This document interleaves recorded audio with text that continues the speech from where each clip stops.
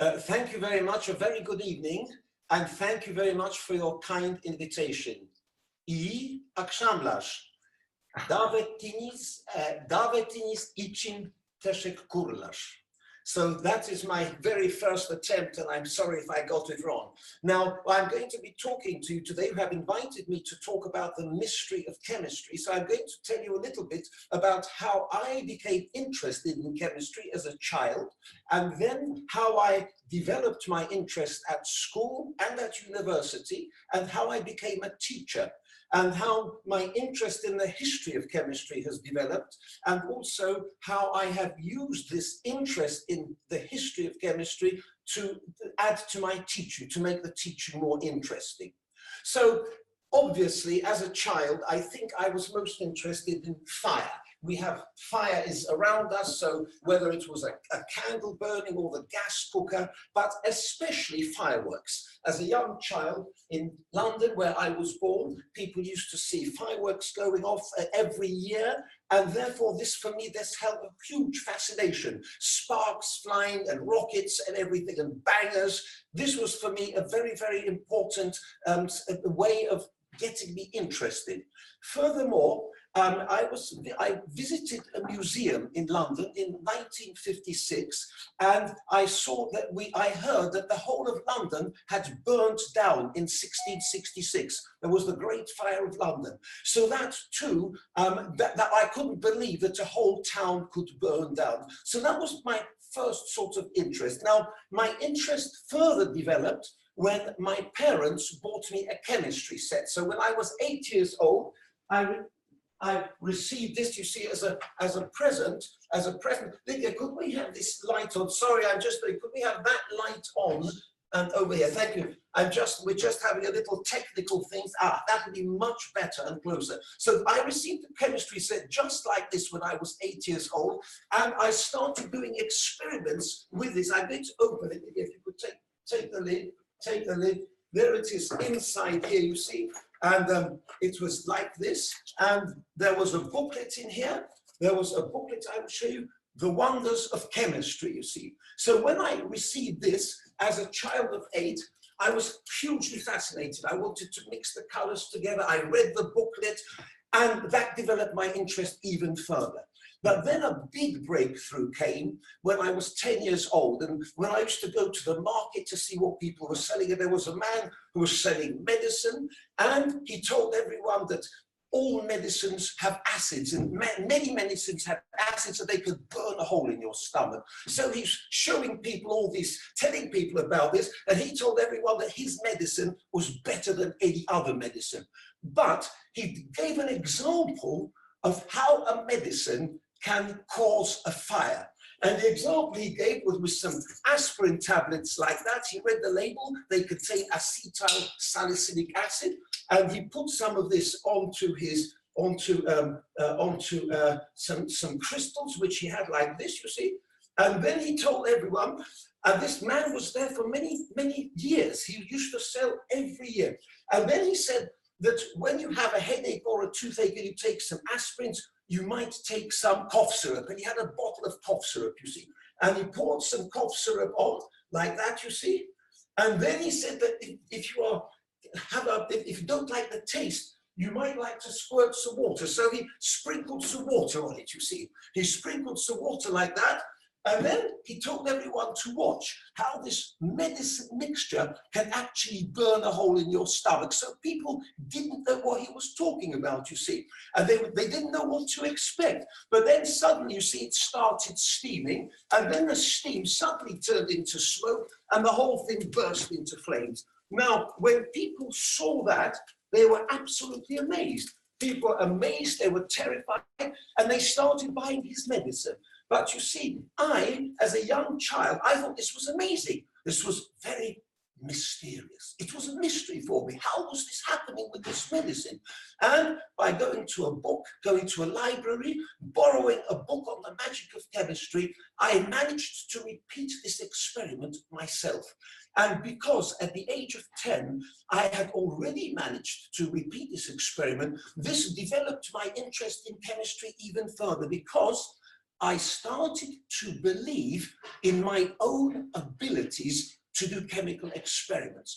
Naturally, my first experiments were with fireworks and pyrotechnic mixtures. We couldn't afford to have a proper chemistry laboratory at home, but my interest developed. Now, my interest developed further when I went to school. When I was 11, I went to Latimer Upper School, which was a very good school in London, and I started to learn chemistry as a subject, as an academic discipline. And we had fantastic chemistry teachers. And the one thing that was particularly interesting for me as a child was that every lesson, there were always experiments. And everything was based on experiments. And I will show you a couple of my exercise books just to show you the sort of things that we did. So if you excuse me, I have here, you see, just, and we used to have two kinds of exercise book. One had a large letter D on the front there, and D stands for demonstration. So for instance, I've just opened up one experiment here. This is an experiment, I was then 13 years old, to prepare carbon monoxide from oxalic acid. And we would come into the class, the apparatus was set up, and everyone said, what's going to happen? And this was for 2 years when I was learning in the second, third, and fourth. For 3 years, we had every lesson masses of experiments. So this was a demonstration book. And this is how I used to write my experiments up, you see. Now, then we had group. G stands for group, and those were experiments which we did in the group. So they were practical experiments. And to give you an example of the sort of experiments we used to do, this was to prepare sulfur dioxide and examine its properties. Now, we made sulfur dioxide in the laboratory, groups of 2 pupils, using concentrated sulfuric acid and copper, and then we investigated the properties of sulfur dioxide, decolorizing permanganate, turning dichromate from orange to green, and so forth. And we learned about the chemistry, rewrote the equations. So this was the kind of stuff we used to do. Now, the teacher we had was very, very strict. We had very strict teachers, and for example, to prepare carbon monoxide from sodium formate. Now, if you can read in red, it says rewrite entirely, obey instructions. So you see, and look at my diagram. He said that was a poorly drawn diagram. I can't see anything wrong with it. If today someone drew an experiment like that in the book, I would say this is brilliant. I would give him top marks. But in those days, no. The teachers were strict. They had authority, and they always knew better. That was the culture I grew up in chemistry. And here, just one more, an experiment. This is to prove the law of conservation of mass. We did many reactions, and we weighed the reagents before and after and proved that there was no change of mass. So this is just a little bit to show you of how I started to get inspired by chemistry at school. Now, of course, I then started, when I was 13, I made some friends in school who also had an interest in chemistry. And I just wanted to show you, I used to run a diary. When I was 13 years old, this is 1963, I had a diary. And I wanted to show you 2 entries from my diary. One was on Friday, the 22nd of March, 1963. I hope you can read it. It says, I got some red phosphorus. Now, that, you see, was fantastic for me to be able to get some red phosphorus, and I shall be showing you an experiment with red phosphorus in just a few minutes. And then I wanted to show you another entry from the previous week, and it says here, I went to Rick Wood's house and we made some hydrogen, oxygen, coal gas, sulfur dioxide, and carbon dioxide. There you can see that. Now, I was just 13 years old, and I used to visit friends, and we used to do chemistry experiments. So I was very, very excited to do these experiments because I just loved seeing all the changes take place. Now, of course, chemistry, as you know, is the science of substances. turning into different substances. And I just wanted to start off by just reminding ourselves of this splendid science by just doing a few experiments in front of you here, just to illustrate what this is. You don't have to be interested, but if you just see the changes as I make them in front of you, then you can see, if someone was to say, look, this is chemistry, what do you think? What do you think chemistry is about, without telling them anything? And they saw these experiments, they would say, well, it's obviously about colors, but the important word is the word change, because we're changing. As I pour from one beaker into another, you'll notice every time the color changes, you see. And you see some beautiful colors have been produced in this experiment here.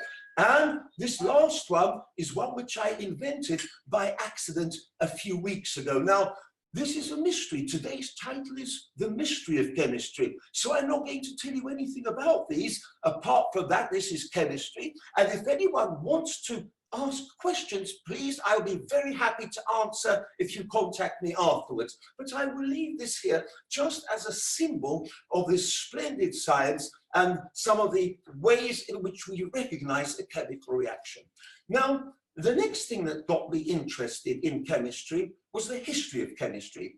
You see, when I was 13, again in that same year group, every one of us had to do a project on some aspect of the history of chemistry. And I did a project on Antoine Laurent Lavoisier, the French chemist who formulated today's theory of combustion. And very frequently, he is called the father of modern chemistry. For this one can argue that case. And there is, just for your interest, a picture of Lavoisier, which I drew when I was 13 years old. And of course, we all did this at school. Now, it was when I did this project that I suddenly thought, this is amazingly interesting. I would love to be one of these people doing these experiments and making these discoveries. And indeed, for a long time, I wanted to be a chemist who would be making discoveries. I wanted to invent a cure for cancer. I wanted to be involved in research.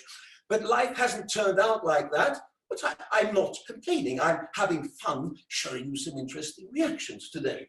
And what I wanted to say next is, as my career in chemistry developed, I was very good at chemistry at school, of course, but I wasn't so good at English. You see, English was my weakest subject at school. And so the teachers in English used to write on my report, he should read more widely. I didn't read enough. So do you know what I did? I read more chemistry books. I read more widely, but that wasn't what they wanted me to read. But I just liked reading. Now, I must tell you, I don't get a chemistry book and read it from cover to cover. That would be absurd. No one does that. But what I did was, I used to look into chemistry books for interesting experiments and interesting reactions. Now, can you imagine, for my 17th birthday, what my parents gave me? My parents gave me this book here. I've only got the title left because the book, I've lost the book, I'm afraid, but I've kept the title page, Mellor's Inorganic Chemistry. Can you imagine getting a book like that for your birthday today?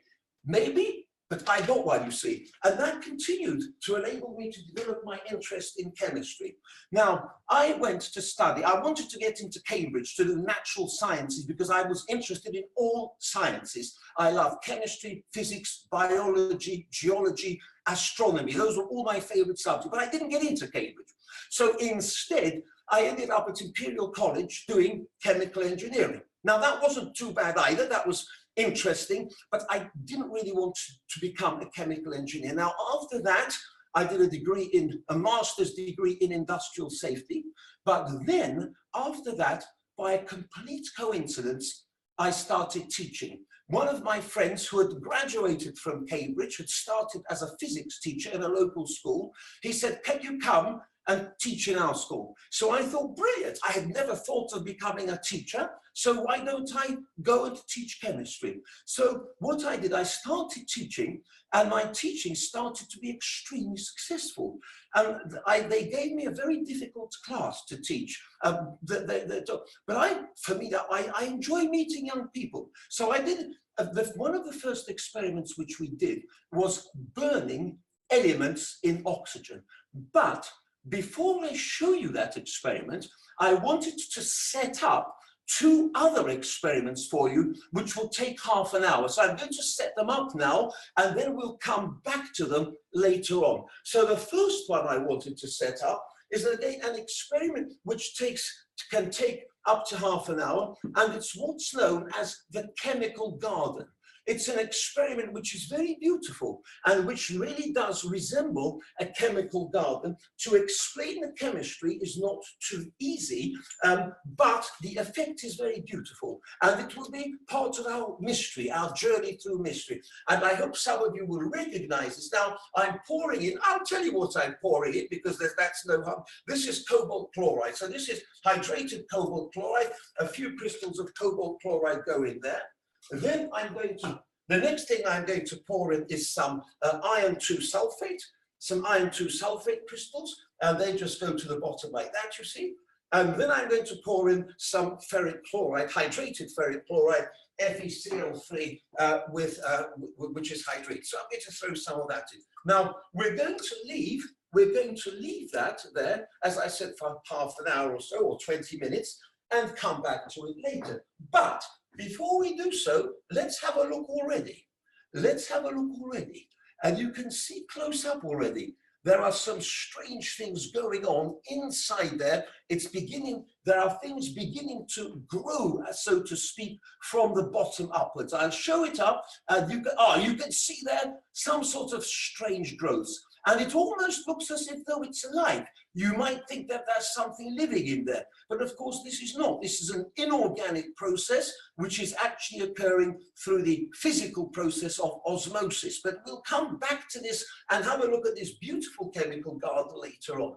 Now, another experiment which I wanted to show you is one which I've got set up here. Now, you must excuse me, I have to take great care not to spill something or to have an accident. And in this bottle, this is an experiment which is concerned with one of the most important teaching topics, and that is, of course, the element hydrogen. And there is no doubt that one of the favorite experiments that people demonstrate with hydrogen is to show that it's very, very light, and also to show that it is flammable, and it burns and it explodes if you mix it with oxygen. So the point is that very, very few schools can have a cylinder of hydrogen where they say, oh, let's just fill it up with hydrogen and show the children the explosion with a hydrogen balloon. But I have developed a method which I use wherever there are those cylinders available for making hydrogen in a very, very cheap and efficient manner, and also which illustrates at the same time some very, very important chemistry. So I'm going to do that in front of you here. In this bottle here, let's set it up first, and then I will explain what I'm doing. So here, I'm going to pour my liquid in, and once I've poured it all in, I will explain to you what I'm doing. So there is, let's just see, I've got this thing going in here, and I'm taking great care.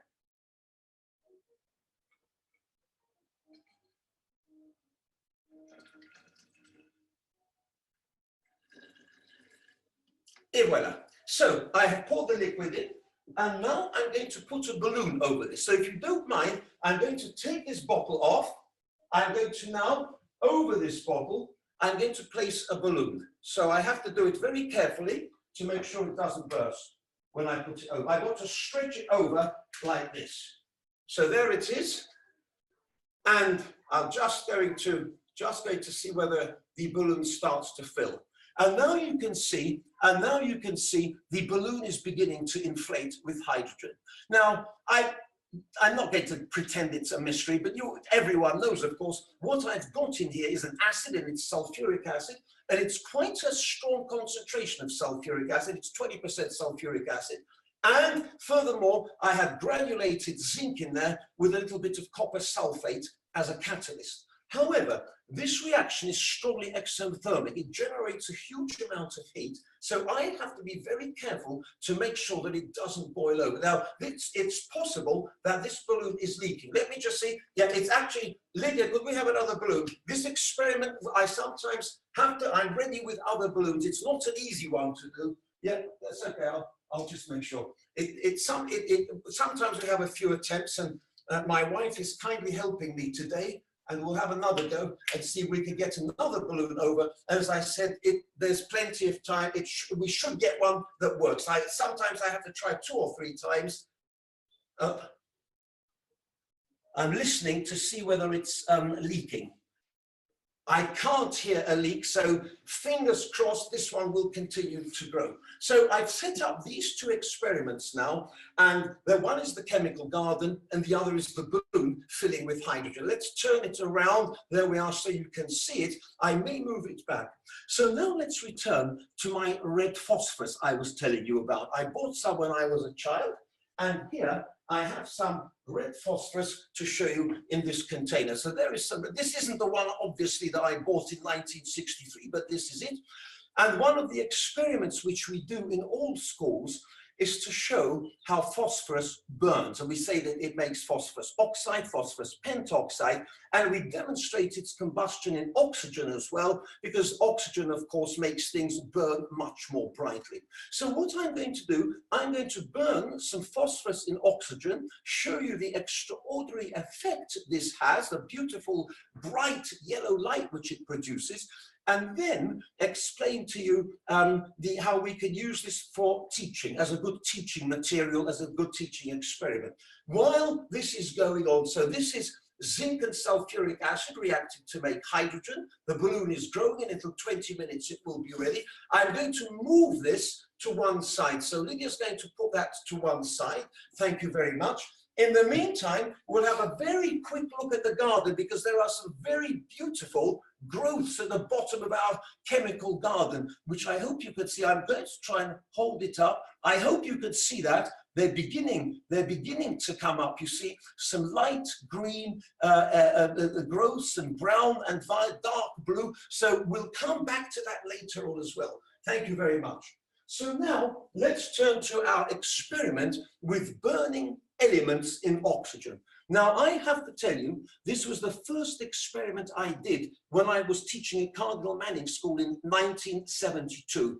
And I had a class of students. I was a new teacher, and I had 8 gas jars and various elements to burn in them. So I'm just going to burn red phosphorus today. So I'm just setting this up. I have to be, you must excuse me, I'm looking to make sure that this is set up correctly. Now here we have a deflagrating spoon, and into the deflagrating spoon I shall place a small quantity of red phosphorus, and then I shall burn it. So if you don't mind, I have to be quite careful. So I should have a spatula maybe. If not, if I don't have a spatula, I will get some. So it's not a problem. Now, for your information, of course, there are 2 popular forms of phosphorus: white phosphorus or yellow phosphorus, white or yellow phosphorus, and red phosphorus. Now, thank you very much, Lydia.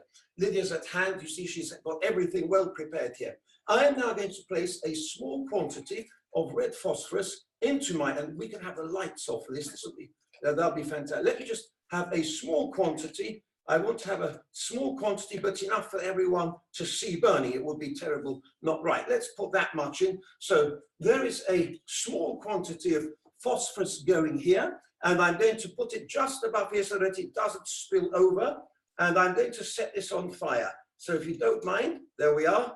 We have our small. Red phosphorus is relatively harmless. It's white phosphorus, which is the absolutely deadly one.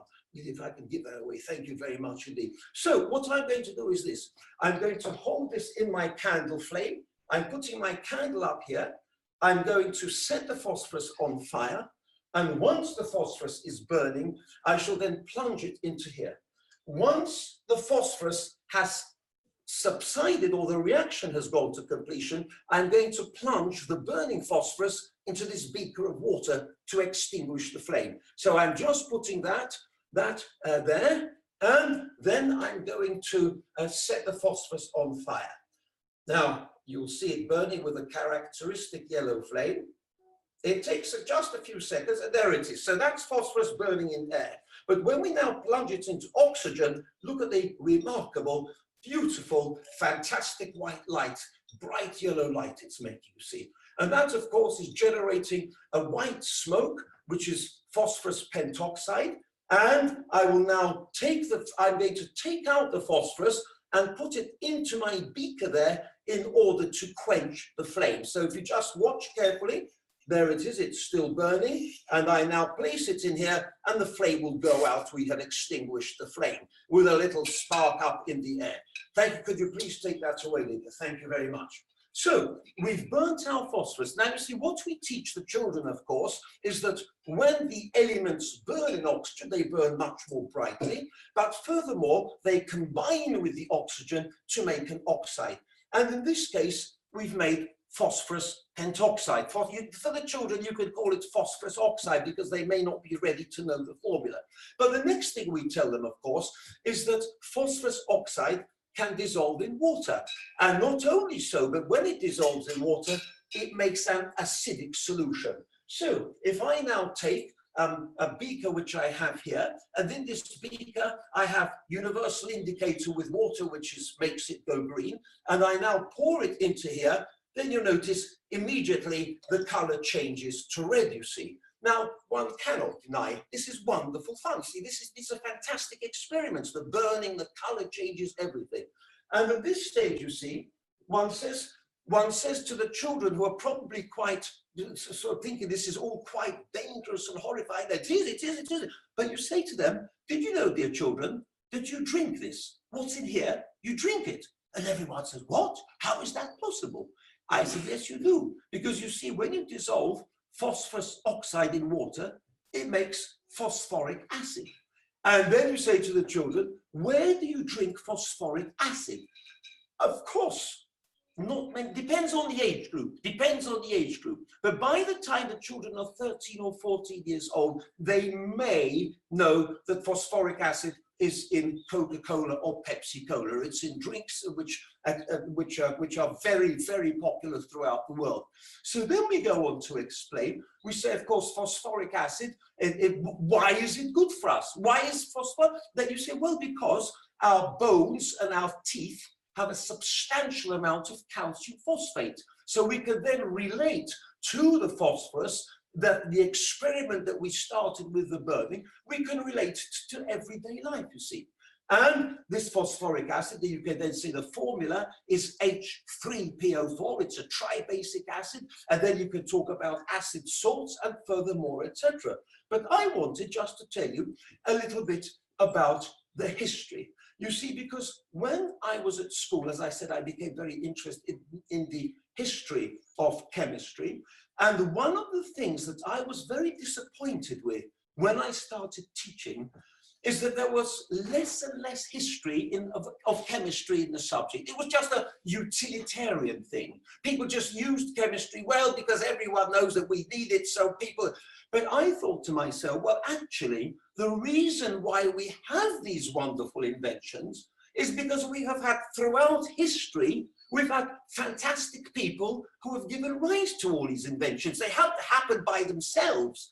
And I think that children ought to know, we should all know that this has taken thousands of years to develop the wonderful science of chemistry which we have today. So I wanted to show just a little bit about the history of phosphorus. And the history bit I wanted to show you is in John Emsley, who's a very, very highly respected chemical author, has written this book, which is called The Shocking History of Phosphorus. And the book is fantastic, and I can't tell you anything about it, but I just wanted to show you one picture, and that's all, you see. So in this, there's a very famous picture here, which was painted by, I think it was, Joseph Wright. That's right. Joseph Wright was a historical painter. And of course, it shows the alchemist Hildebrand, who was the first person to make phosphorus in 1669 in Hamburg. And there you see him kneeling in front of his flask, which was glowing with the glow of phosphorus burning. Now, I'm sure you will not disagree that what you saw here 5 minutes ago with me burning the phosphorus and oxygen is actually, there is a resemblance. You can see that huge amount of light. And this picture reflects it extremely well. Now, Hildebrand, of course, was an alchemist. Now, the alchemists had a very profound philosophy. They were the proto-chemists. They were the people who, for 2,000 years, approximately, you know, from the time of Aristotle to the 17th century, they conducted thousands upon thousands of experiments in the quest for a variety of aims. Now, one of their aims, of course, was to make gold, the metal with which eternal life was associated, perfect health, etc. They also attempted to make the alchemist, the universal solvent. They also tried to make the elixir of life, which was the medicine that would make you live forever. They tried to make the philosopher's stone that would transmute base metals into gold. They investigated how life, how reproduction occurs in living things, and they also investigated the possibility of bringing back dead plants and animals and making them alive again. These were the overall aims. They were natural philosophers. They were people who thought about the world and the universe, and their world of thinking was very different from the world today. But nevertheless, they developed a huge amount of chemical apparatus, chemical techniques for purification, and of course, they made a wonderful range of discoveries, such as phosphorus. But you see, when Henrik Brandt did that experiment, he didn't say, oh, wacko, I discovered phosphorus. No, he thought he had made the philosopher's stone. He thought this was something so amazing, so mysterious, that maybe it would change base metals into gold. And this was investigated by the great Irish philosopher, Robert Boyle, who also, in the middle of the 17th century, started doing experiments with phosphorus. And at that time, of course, as you know, people used to have a different set of they believed that the world was made of 4 elements, a different set of concepts as to how nature works. And I became interested in this. I became interested in the world of the alchemists when I was about 18 or 19 years old, because I thought it was a very colorful picture of these people who spent their lives in laboratories, puffing away, trying to make medicines and trying to make elixirs and the philosopher's stone. But did they ever succeed? Well, the answer is, obviously, they didn't make gold. They couldn't, because we know that's not possible from a chemical viewpoint today. But they succeeded in making very, very many other things. And indeed, so great was my interest in alchemy and in the history of chemistry, that in order to try and have a greater influence on the way that chemistry is taught at my school, and in, oh, by the way, I didn't tell you that I started teaching in 1972, and the first phosphorus was one of the first ones, but in 1975, I moved to another school, a very, very good school, Highgate School, where I have been teaching now since January 1975.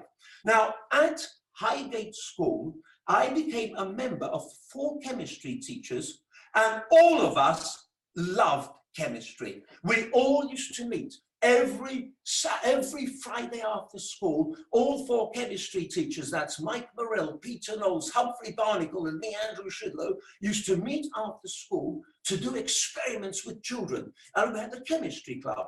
And they used to do any experiments they liked. We did experiments because we were all keen on chemistry. And I thought that everyone is like that.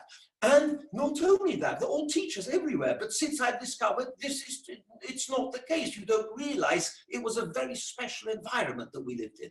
And they, you see, they helped me to start giving bigger talks to children in our school and then in other schools, because they knew that they supported everything I did. This was brilliant. Can you imagine going to school and coming at 5 o'clock on 4 o'clock on a Friday afternoon when everyone goes home exhausted, the teachers, the pupils, the chemistry teachers would say, hey, chemistry club, let's go and do some experiments. And we used to get 15, 16 pupils coming, and they worked under our supervision. They were all very good chemists. We were good chemists, and we respected the achievements. And we had a special set of experiments that they could do. We encouraged them to find out more. And this, of course, enabled people to develop further their interests in chemistry. I just wanted to show you a couple of photographs from the sort of stuff that we did. me my schoolmaster's diary. Thank you very much. So, for instance, I published recently a book called Schoolmaster's Diary, and this is a book in which I wrote about all my 40 years of teaching at Highgate. And what I wanted to tell you is, in this book I photographed children for 40 years. This is one of my former pupils. This is, by the way, just a couple of photos. Will Atkins, I'm holding with my finger. He's still teaching at the school, but he's teaching chemistry there, and I used to teach him, you see, chemistry. But let's just show you just a couple of the sort of experiments that we used to do in chemistry club. This is a fairly wacky scene. This is an outdoor experiment, and you see there one of my pupils is wearing a mask, gas mask. This was an experiment in which we dropped half a liter of 880 silicon tetrachloride, 500 mils of silicon tetrachloride into 2 liters of 880 ammonia. Amazing reaction, filled the whole field with white smoke. And that's why we were wearing gas masks after. But this was all part of the chemistry syllabus. But I used to do slightly bigger experiments, you see. And if necessary, we would go outdoors for safety. Now, this is one of the larger experiments we did in chemistry club, you see. And you can see there a huge cloud of smoke. And you say, that's amazing. Can you do that in a chemistry lesson? The answer is yes. It's possible. It looks, I'm not going to tell you what it is because I said this is the mystery. But if you want, maybe Lydia, sorry, can you grab that? So I just wanted to say, we used to do this. So I was hugely enthused by my colleagues at the Highgate School Chemistry Department and with the pupils. And today we're still in touch with many of those pupils. They've all gone on to wonderful careers, etc. They all remember those wonderful days of chemistry. But I wanted to be able to have a greater influence. And I was finding it a little bit frustrated that there was so little of the history, the human side of chemistry, of how it evolved. Everyone, everything is all about learning exams, learn the formula, everything is all about, it's a mass production for exams. But life isn't like that. We must have enthusiasm and we must allow people to flourish and realize that there is the human being is at the heart of all our wonderful achievements, especially in chemistry. Now, my wife Lydia has just shown, look, I think you could see it from there. Isn't that magnificent? You could see these extraordinary growths. Can you see those wonderful growths? The chemical garden is growing, you see. And that, again, once again, I'm sure if you haven't heard of it, I will be very happy. Thank you very much, Lydia. I will leave it there so that you can carry on observing this effect. And you know what I did? In the end, I thought to myself, I must get some more self-respect. If I want people to listen to me about why the history of science is important, then I should get a higher degree. And so I enrolled for a part-time PhD at University College London, which is very close to where we used to live. And for 9 years, I studied. I didn't know what I would do, but I decided, because of my Polish origins, that I would write about a Polish alchemist, Ii who was a legendary figure, who used to do amazing magic transmutations in front of the King of Poland and all the courts of Europe. He was the most famous alchemist in Europe in the 17th century. So I thought I'll do a thesis on him, see what he did. But everyone knows you can't write a thesis in the history and philosophy of science on a charlatan, on someone who was a clown, who used to do things like this. Here you see, this is a famous picture on the front of my book, which I wrote, but this was my thesis, which was published. And there you see Michaelis Sendivogius transmuting a base metal into gold in front of the King of Poland. That can't have been the case, but that was the legend. But when I started my studies, it turned out that he had actually written some very important works. He wrote one particularly important work, and that was on the philosopher's niter, as he called it, on potassium nitrate. And he caused the change of the path of the research of alchemists and chemists. Because until the time that Sendivogius was around, they used to be studying methods of making elixirs, making gold and medicines. Sendivogius said that the important thing we should be studying is air. and the relationship of this substance to air. And I'm going to show you this substance.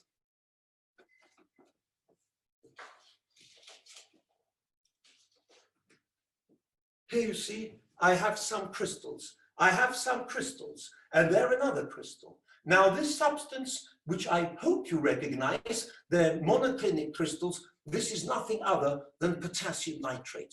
This is the substance which the Chinese had 1,000 years ago recognized as the magic ingredient which they incorporated into gunpowder. And it was the nitre, the philosopher's nitre, that the alchemists started to investigate, and it became very, nitre was the big topic for several hundred years in Europe, throughout the world, mainly for the manufacture of gunpowder, regrettably, but that pyrotechnics was certainly important, but also for as used as an artificial fertilizer, and a variety of other medicaments which we don't know about today. But potassium nitrate played a key role. Now, what Sendivogius wrote about, he said that in potassium nitrate, in this, there is the congealed essence of air, without which we cannot live.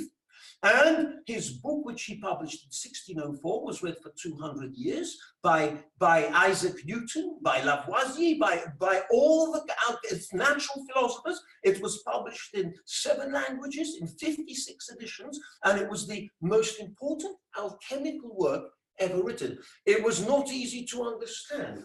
And I can tell you that many people researched on Sendivogius and on the history of the discovery of oxygen. But he played a quintessential role because he refocused the attention of the alchemists from attempts to look for gold to attempts to investigate air. And I just wanted to show you, everyone knows, of course, that when you decompose potassium nitrate by heating it, it makes oxygen. There you see is a picture which was published in a book by Cornelis Drebbel, Dutch alchemist, in 1608, Treatise on Nature.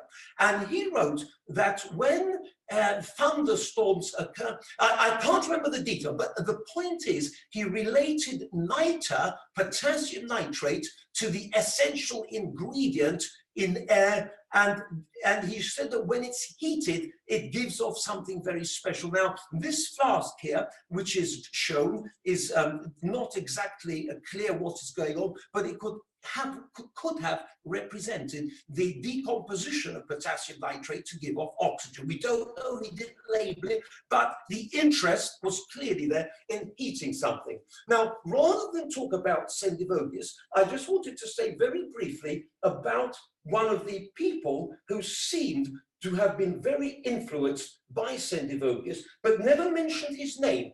And here it is. This is John Mayo. John Mayo was one of the great Oxford chemists from the 17th century, and he published works on physiology, on medicine, and on chemistry. And he wrote a huge amount, in one of his treatises, he wrote a huge number of phenomena, of experiments, which might seem mysterious, but which anyone who knows their chemistry, as I happen to know, was able to interpret as reactions involving oxygen. He described, for instance, the fact that wine goes sour when you leave it, which was well known since Roman times, of course, but he explained it in terms of nitroaerial particles, which today can be equated to oxygen. He talked about iron corroding in terms of nitroaerial particles. He used the expression nitroaerial particles. He didn't know what it was, but clearly hugely influenced. Now, I am going to stop very shortly. I'm just seeing whether I have, I just wanted to show you another interesting thing. The alchemists, they believed, of course, in the transmutation of metals. And again, I wanted to show you just a very, very, very simple experiment. This is copper sulfate solution. And if I now put a plate of steel in the copper sulfate, this is mild steel, which is iron, and I leave it there for a few minutes, everyone knows what's going to happen. Now, today, we could use this as a fantastic starting point for explaining the redox chemistry of metals, the reactivity series, redox reactions, electron transfer, displacement reaction. You can interpret it in many ways. But when you were an alchemist, and this reaction was known to the alchemists, then they used to interpret it as a transmutation, transmutazione. The metal was being converted into a completely different metal. And another topic, by the way, I wanted to tell you about, just very briefly, because I showed you some crystals here. These are crystals of potassium nitrate, which I made, but crystal growing is also very interesting, because you see, when crystals grow, people think, they used to think, that it is growing like an organic organism.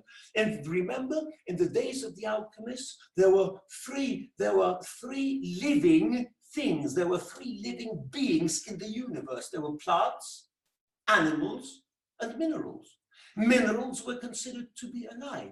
The expression Mother Earth comes from the fact that the alchemists used to believe that rocks were being given birth to by the earth. And so they grow. And in our chemical lessons, of course, we learn to grow crystals, you see. And children love making crystals. Now, I have to tell you that I grew crystals when I was at school, and we grow them. Everyone does now. And then we say to some children, would you like to come back and grow your crystal larger, you see. So this is a crystal that was grown by one of my pupils like that, you see. And the crystal was very beautiful, and I kept it. And then we used to have a special club for crystal growing. So children used to turn up at lunchtime, and for weeks on end, they used to grow the crystals larger. And then you see, then we had a crystal like this, you see. And I have kept this because I think it's very beautifully made and beautifully grown. But you see, one of the reasons why they were able to be inspired to grow the crystals is because I was able to show them a crystal which I grew at school. And you see, the crystal which I grew at school is this one here, you see. So this is a copper sulfate crystal which weighs 1.5 kilograms, and I grew this over a period of 5 years because having finished in school, I took it home and I grew it in an earthenware pot because I couldn't find. But there is a great satisfaction in even doing such simple things as growing crystals. And did you know that the whole world of electronics today, the whole world of computers, is based on a fact that the Polish chemist Jan Czochralski in 1916 for the first time grew a single crystal of silicon. Now today the Czochralski process for growing silicon crystals is a fundamental process for electronics and electronics engineers. And yet, and who would think, therefore, the point I'm making is such a simple thing as crystals. But then we have Louis Pasteur, optical isomerism, the crystals which had different shapes. There is so much interest in all aspects of chemistry, the science of substances changing into different substances. Now, I think what I'm going to do now, let me see, what we'll do, I think we'll skip I've got a few experiments, I'm not going to show, but I think we'll go to our balloon. What I'm going to do now is, no, don't take it off, I'm going to take it off. Bring it over to show everyone. Let's just show everyone. I'm going to take the balloon off now. I'm going to, there we are. I'm going to take it off. So there it is. Let me show you. Hang around. Let's just have a... Right, there we are. There we are. So there is our balloon with hydrogen, you see. I'm now going to take it off and we'll tie it on and then we'll set fire to it.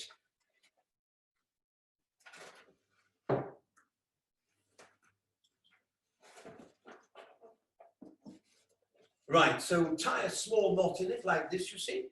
Tie a small knot in it. Thank you very much, Lydia. And you see, so in a very simple experiment, costing very little money, we are able to make a balloon. Is it firmly tied? Right, so there it is, you see. We have it now on our anchor there. And what I'm going to do now is I'm going to set fire to it. I think that's the appropriate thing. It floats. Now, you see, for us, everyone thinks this is normal. People say, oh, anyone can make a balloon. And you know, when I show this to children, they always think it's helium. They all think it's helium. And I say, no, it's hydrogen is the lightest gas in the universe. So you say, Lydia, can we have the lights off, please? Now, I think putting it here is not so, I'll put it somewhere, and then I will set fire to it. This will be the last experiment. This will be, let me put it somewhere where everyone can see it. I think this is a nice place. We've got it nice and dark. So we'll now set this on fire, and you will see a beautiful hydrogen flame. We have to double check. Always when doing these experiments, we have to double check that there's nothing. The flame will be a beautiful orange flame and bits of, I'll just make it a tiny bit lower here. Tiny bit lower there. There we are. I think that's it there. Let's have a nice background there. So we'll set fire.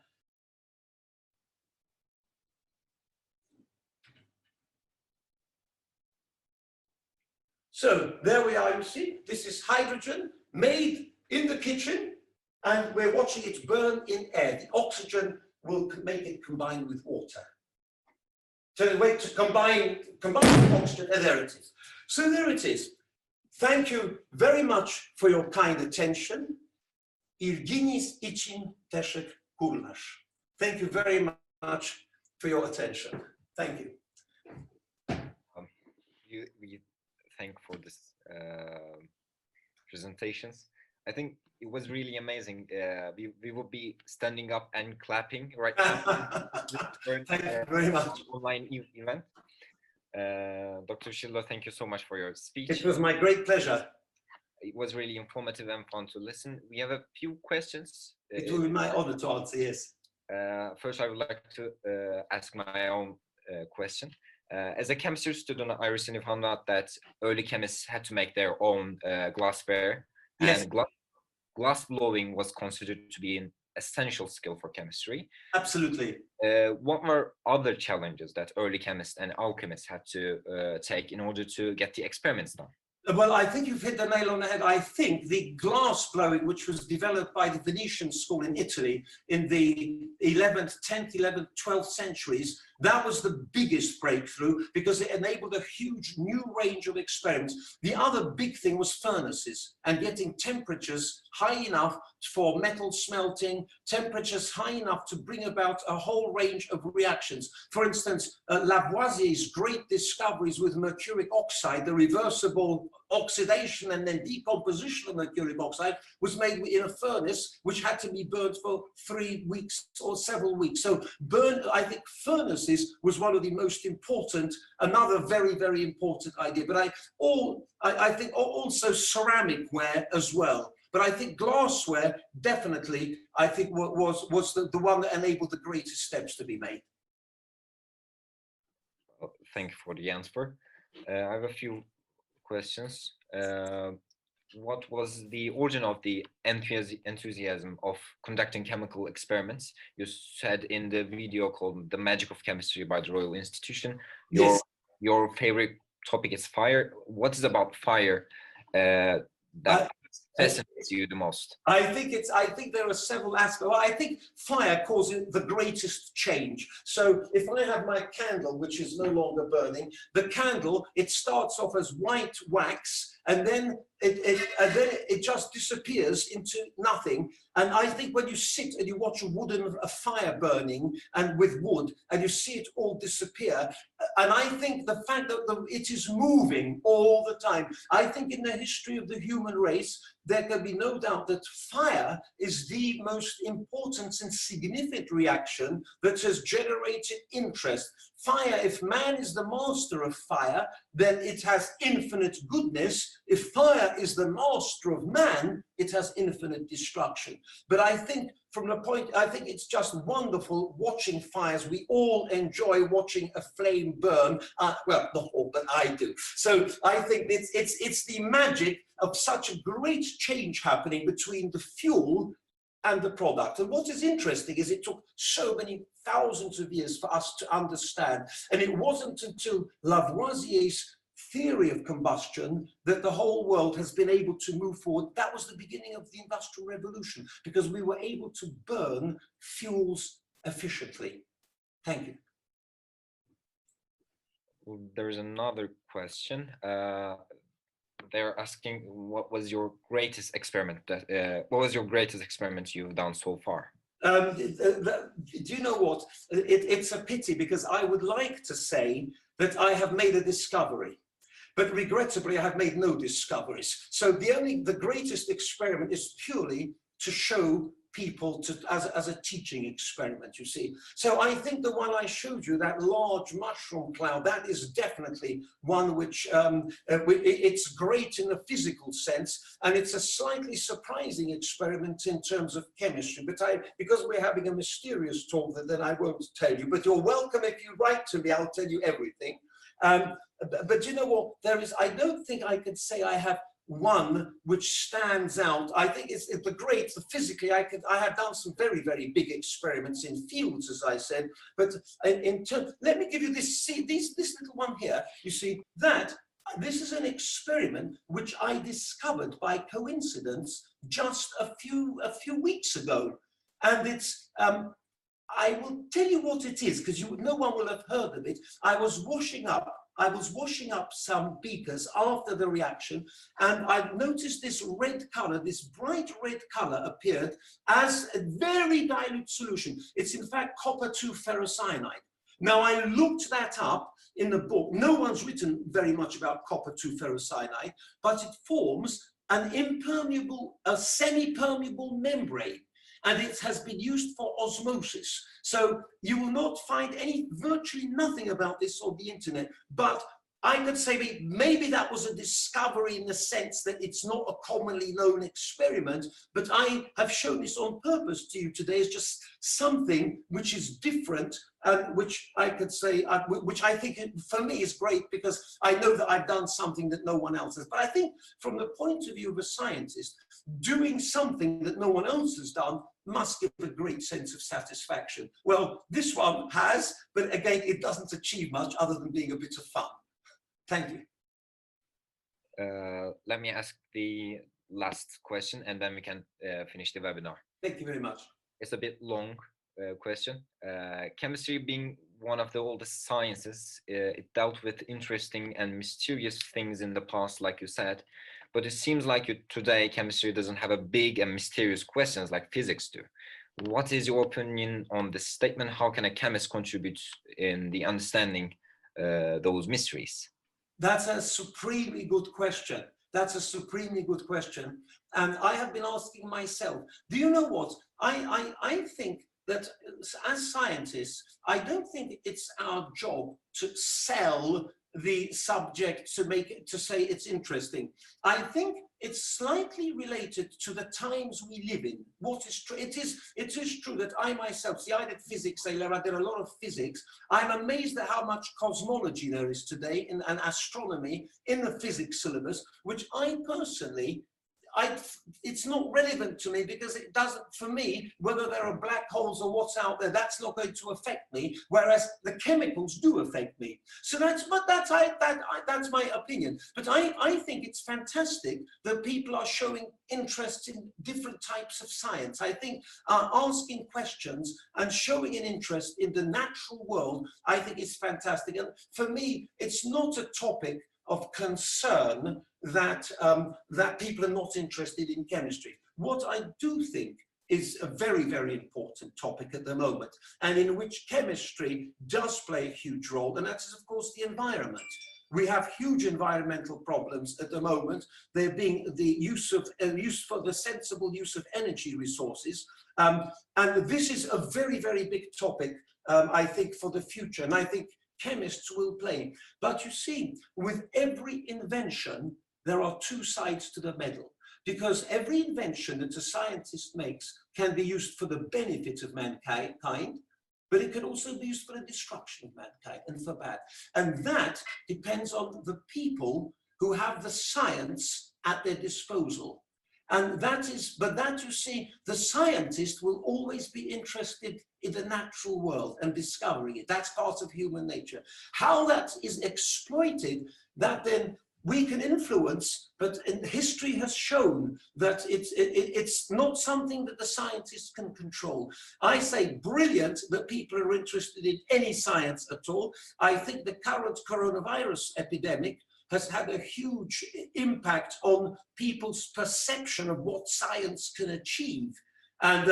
And we watch with great interest. We very much hope, I have great confidence that scientists will overcome this very, very serious problem. But it is a very serious problem. And I think there is always a huge demand for high quality scientists in all fields. Thank you.